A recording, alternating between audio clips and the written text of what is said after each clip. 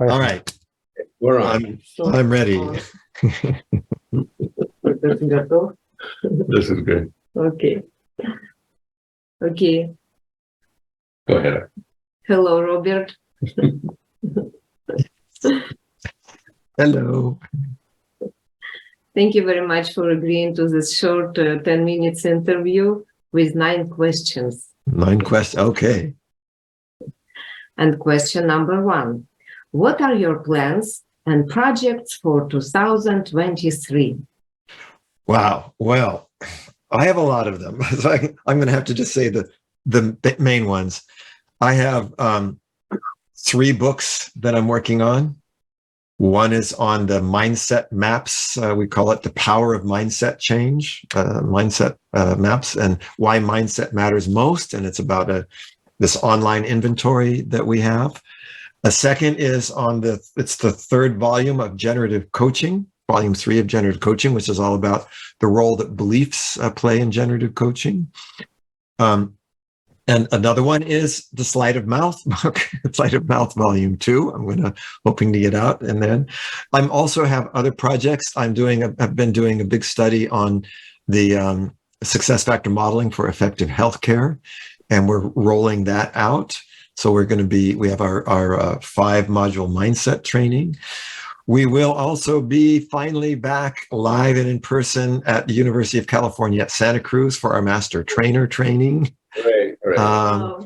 So that's just a few of the highlights. For sure, it's going to be a full and a very busy year as we come back into being able to be, live and in person in different places. So that's some of the highlights of my projects. Great. Great. That does sound interesting. Yeah, and of course, I'm doing this really interesting program on Sleight of Mouth in 2023. 2 modules in February. That's one I've been really planning for and looking forward to. Thank you, Robert. You really bring light into the world, and I'm sending all our support and love to your projects. Thank you. And question number 2. You are the author of more than 30 books. What do you consider to be the most important habits for a writer? Kind of tip to young writer. Yes. So, people are often asking me, oh, you write all these books, how do you find the time to do it? And I always say, you don't. You never find the time. You make the time. So I think the most important thing, like for me, is very often I will pick like at least an hour or 2 a day that I'm working on that book, and no matter what. So if I'm traveling and it means I have to get up an hour early, I'm going to get up an hour early. So to set aside the time, because then your unconscious mind begins to, organize towards that. So to me, I think the most important thing is that kind of you could call it a kind of a discipline, that even if I only write 1 paragraph or 1 word, that's what I'm going to do. And that's the way that I sort of, set that out as that's my priority. So I think that's the thing I would say the most. And then for me, when I'm writing, I'm not writing to the computer. I'm writing to somebody. And so for me, it's not about trying to write ideas down. It's about communicating. So I'm imagining my audience. I'm imagining who it's going to. So I think maybe that combination of discipline and then using imagination to be communicating to living people and not to a piece of paper or a word processor. Exactly. Thank you. Welcome. It's really, Really interesting. Wow. Yeah. Question number 3. Yes. Who do you consider your most important teachers? Wow. Well, that's a really interesting question, because there are different types of teachers. Of course, I had Bandler and Grinder from the founders of NLP, Milton Erickson, Gregory Bateson. They're people that really touch me a lot. But there's a lot of other teachers. I consider both of my children really good teachers. I consider a lot of my students to be really great teachers because, in a sense, they're teaching me how to communicate better. So, and then there are also the kinds of teachers that are more like role models. That's not where I was kind of sitting, just necessarily like in a classroom as a student, but where you're learning because of how somebody lives their life. You know, my mother was a great teacher to me. So I have so many different role models. It's one of the great things about NLP is that anybody can be a teacher because you can model them. So there are teachers where I learned about my profession. There are teachers where I learned about life. There's teachers where I learned about love. There's teachers where I learned about congruence. It's a little tricky to isolate out only a few. But I think, I consider some of the ones like to me, somebody like a Milton Erickson was such a great teacher, not just because of what he taught, because he didn't teach like a normal teacher. If you asked him a question, he'd always say, "I don't know." So it's not that kind of learning. He'd say, "I don't know, but I'm curious to discover what's possible." But he also saw in me and saw in many others their potential. So teaching you, what is your possibility? What is your potential? So I think those are some of the names that I would put out there. Mm-hmm. Thank you. Mm-hmm. Yeah, that really resonates. Yeah. When somebody can look at you and see that in you, and it's somebody you respect. Yeah. Boom. There's an awakening. I would say they're the awakeners. Yeah. Yes. That's what I got from John Grinder. I think, first of all, life, and it's been with me ever since. Same for me. John is a great person that he sees your potential. Yeah. Thank you for all great teachers in our lives. Yes. And we are going to question number 4. Yes. Robert, many people describe you as charismatic. Mm-hmm. How do you create that kind of connection with people? Well, this is such an interesting question. In fact, the program that I did, that's what people program I did actually last weekend in Milan was on the art of charisma. And the thing I was saying is, actually the word charisma comes from Greek charism, which means your gift. I mean, literally, it's your divine gift. So your charisma is not an act. It's not a performance. It's not trying to be somebody else. Your charisma comes from from congruence, from your own inner congruence, and I would say it comes from really living from your passion. So it has these two aspects: your passion and your gift. When you can combine those two things together, and bring them out into the world without barriers, without blocks, that's where it's going to flow. I always love that quote from Martha Graham, one of the founders of modern dance, where she says, there is a life force, there is an energy in you that is expressed through you into the world, and because there's only one you in all time, that expression is unique, and if you block it, it won't exist in any other form. So it's not up to you to compare it to anybody else's or determine how good it is. Basically, it's your business to keep the channel open. So I think when that channel is open, everybody has charisma. Whether you're very quiet and calm, whether you're very active and or humorous, charisma comes in many forms because it's the gift that you're bringing through you to others. So I think the major thing is get your channel open, connect with your gift, connect with your passion, bring it into the world. Beautiful. I like that. I like it. Thank you. And question number 5. Uh-huh. What is your mission? has it changed over the years? Well, that's another super question, because you have, sometimes I talk about, can have a meta mission and then more micro missions, because I can have my mission as a trainer, I can have my mission as an author, I have my mission as a parent, I have my mission as a spouse. Because mission, the word mission again comes from Latin, not Greek in this case, and it means to be sent, like a missile or a message. It's you're sent. So you're sent to achieve something, to do something. And for me, I've always expressed the big meta mission that I have is this idea of helping to create a world to which people want to belong, and in which they can thrive, and in which they can contribute. Now, that has many, many shapes and forms. What's that world? Well, it's a family, can be one world. An institute like NLP University could be a world. So the mission, my mission at NLP University is going to be, more focused than, let's say, my mission as a developer, my mission in the area of specifically of health. So I think there's the big mission.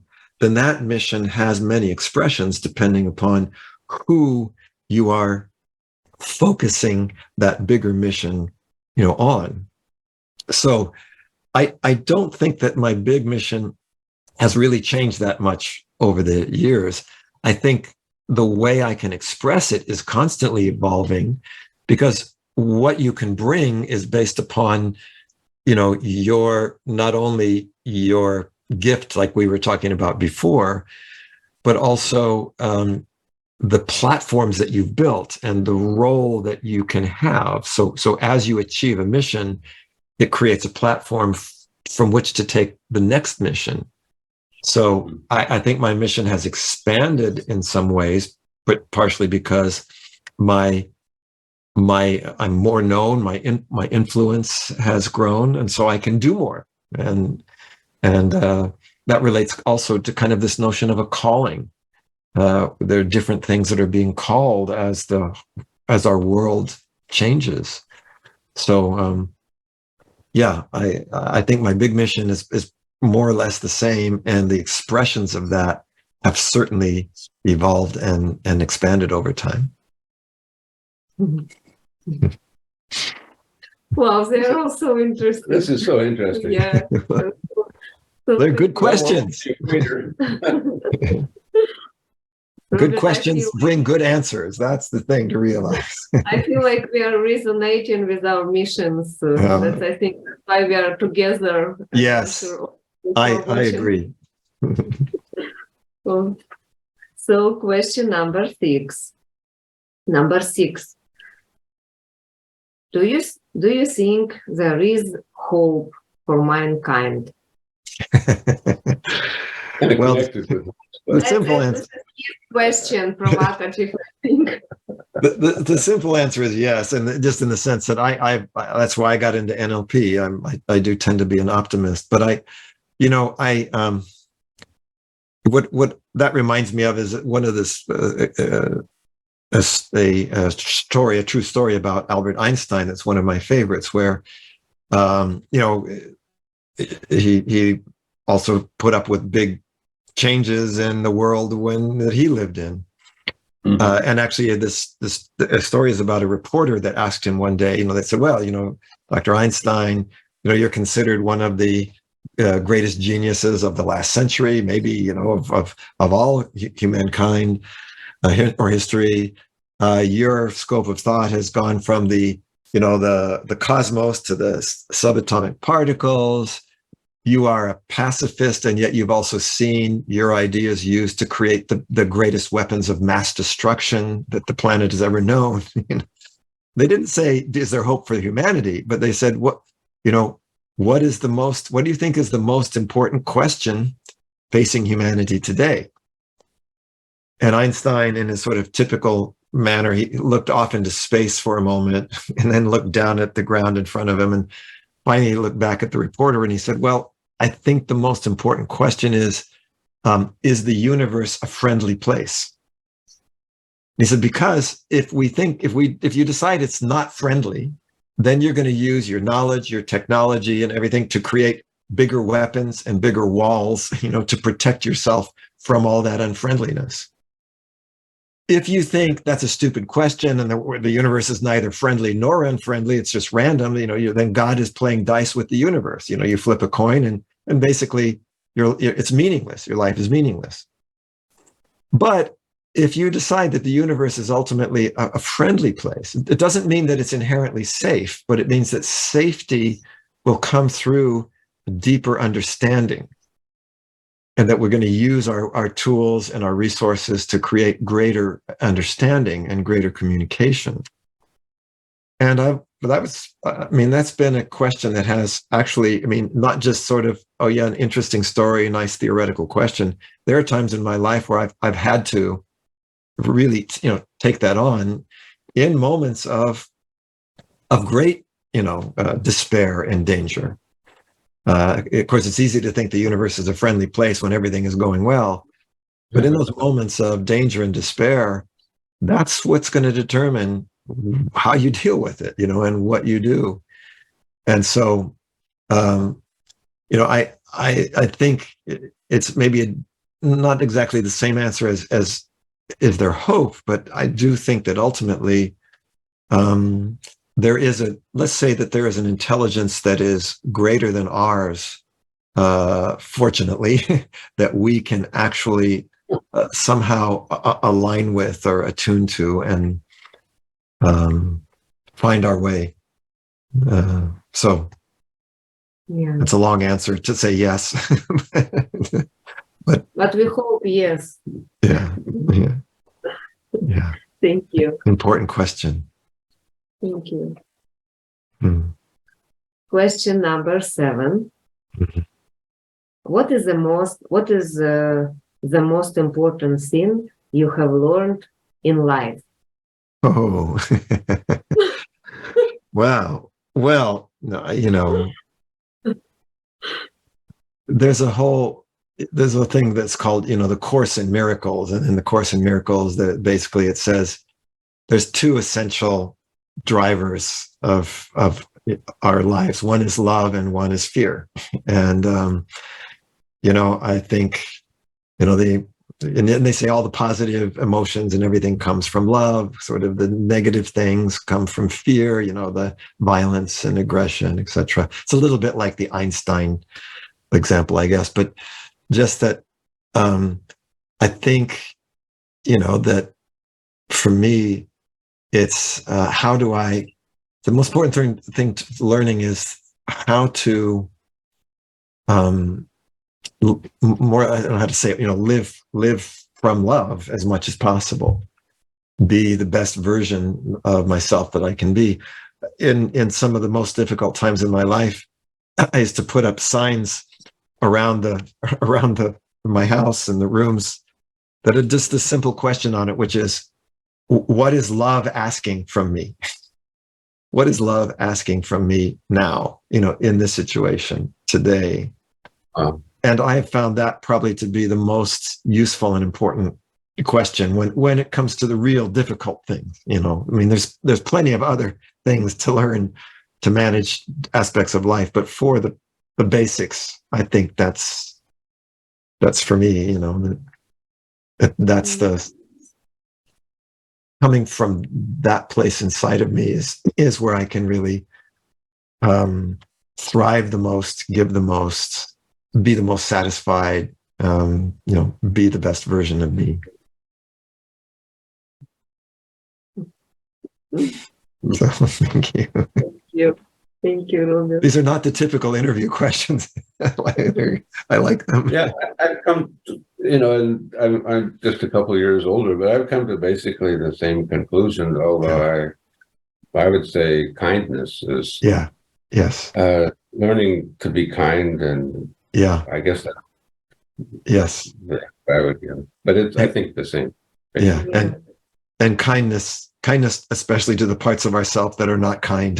That's the other thing.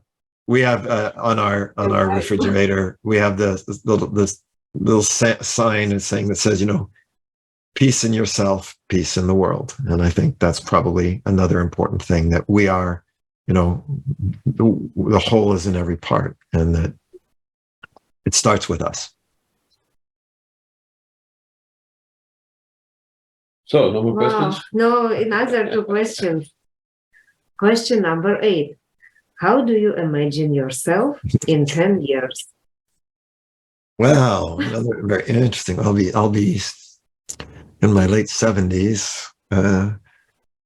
So, I always imagine myself as having the same level of energy, same level of activity. There's an old saying that says, the part of you that never ages is your eyes and your smile.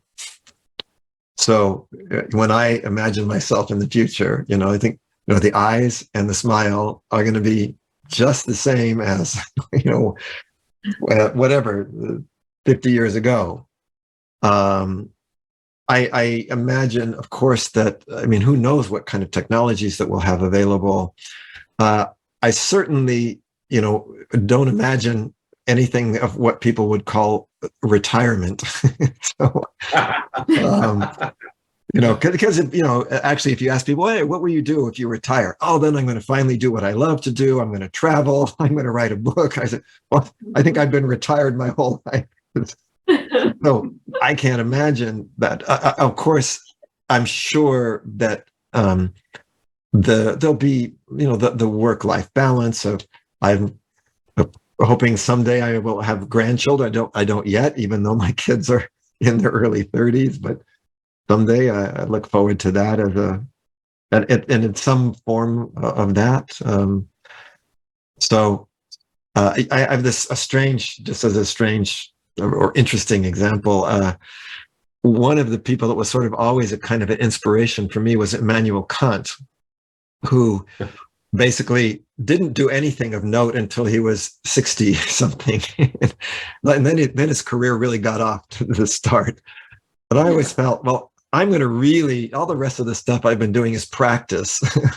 And like this now in my 60s, this is the beginning. So I figure then, they say that, 50 is the new 30, 70 is the new 50. So I figure, okay, I'm going to be right in the prime of my life in 10 years. At least that's what I like to think. So we'll see. As Erickson said, I'll be curious to discover what's possible. I don't know, but I'm curious to discover what's possible.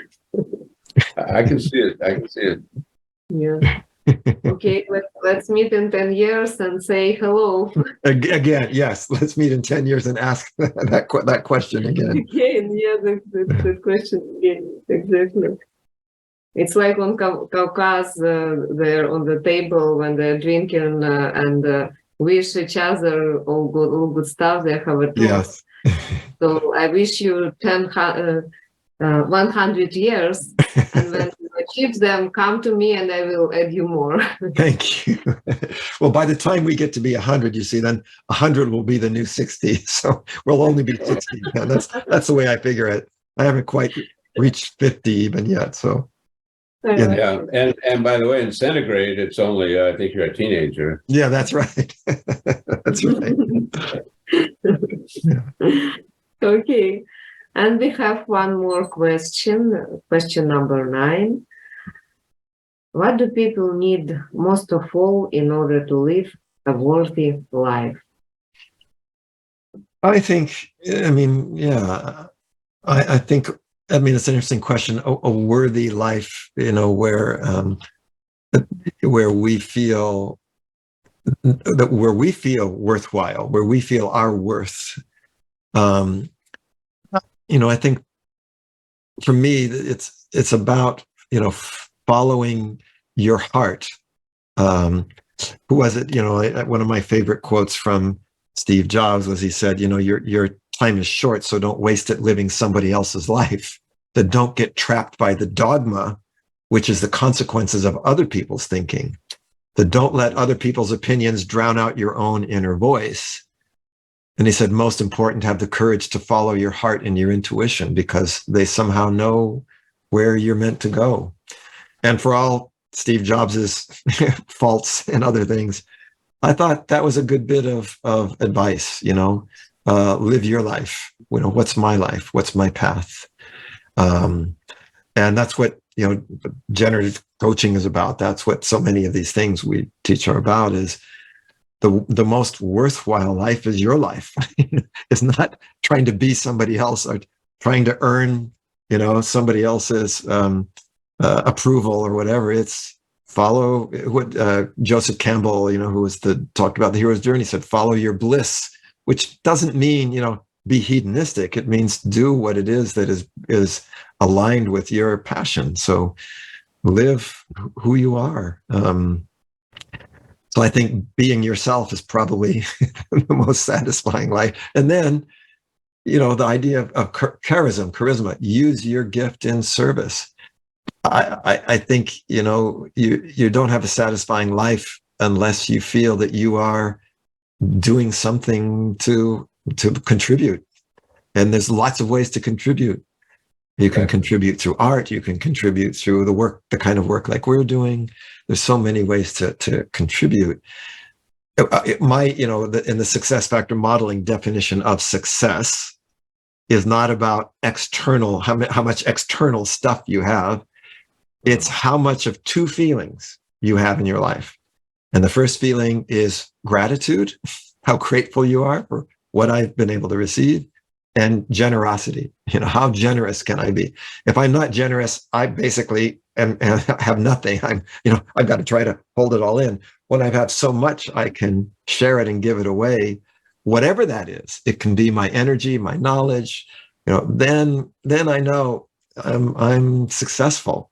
So I think maybe something like that. Those feelings of generosity and gratitude for what I'm receiving and what I'm giving. Mm-hmm. Wow, thank you so much. Oh, thank you so much. Welcome. We have 30 seconds left, so actually 30 seconds. we're 1 hour over our plan. That's okay. May I mention briefly that все наши русскоговорящие аудитория это были с нами все время, хотя на английском мы разговаривали. And as I mentioned before, all our Russian speakers, Audience guests were here all the time, although we spoke English. Yeah. Thank you. Спасибо. So, I know it's late there. Actually, we'll add subtitles to the interview, and then the Russian speakers can have access. Fantastic. I'm looking forward to see how that comes out. I'm sure it will be very. Well, we'll send it to you first, of course. Well, no. You're welcome to for any of it. Все, запись стоп. Да.